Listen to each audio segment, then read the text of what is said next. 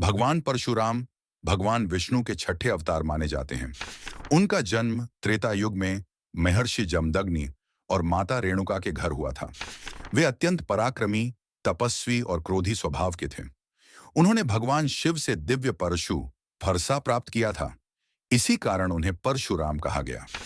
उनका अवतार पृथ्वी पर अधर्मी और अत्याचारी क्षत्रियों के विनाश के लिए हुआ था।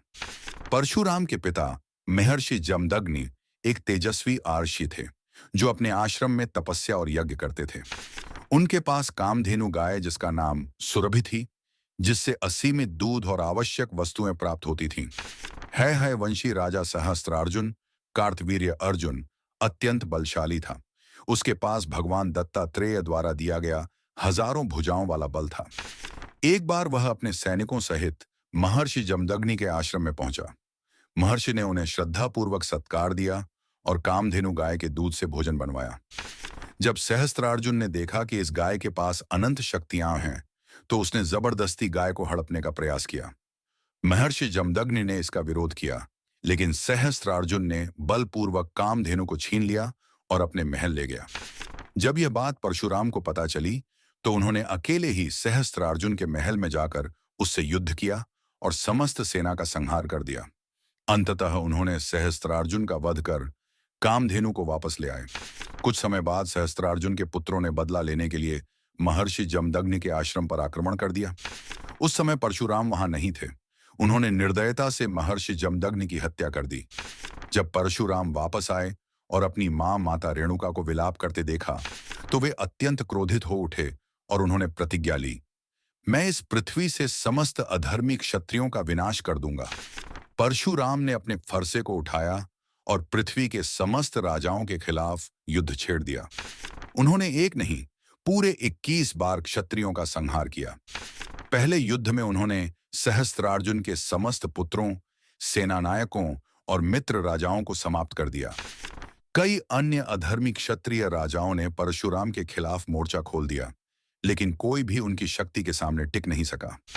परशुराम ने अनेक नगरों और राज्यों में जाकर राजा राजाओं का विनाश किया। जिन राजाओं के वंशज बचे, उन्होंने पुनः अपनी शक्ति बढ़ाई, लेकिन परशुराम ने उन्हें बार बार हराया।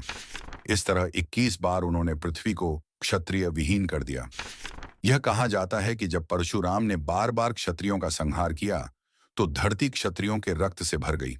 अंततः उन्होंने इस रक्त को 5 झीलों में एकत्र कर दिया, जिसे समंत पंचक कहा जाता है।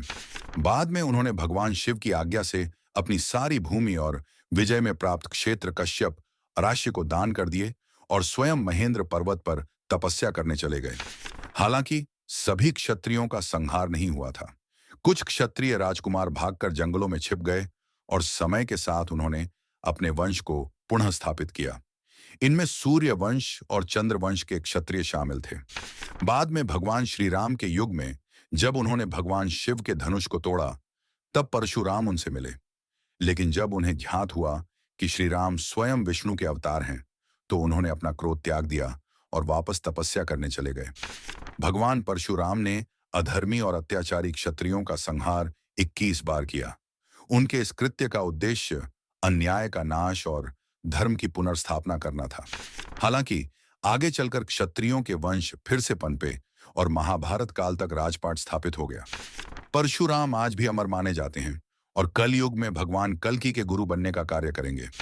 भगवान परशुराम का जीवन हमें यह सिखाता है कि अधर्म, अन्याय और अत्याचार के खिलाफ हमेशा खड़ा होना चाहिए, लेकिन साथ ही क्रोध को नियंत्रित रखना भी आवश्यक है।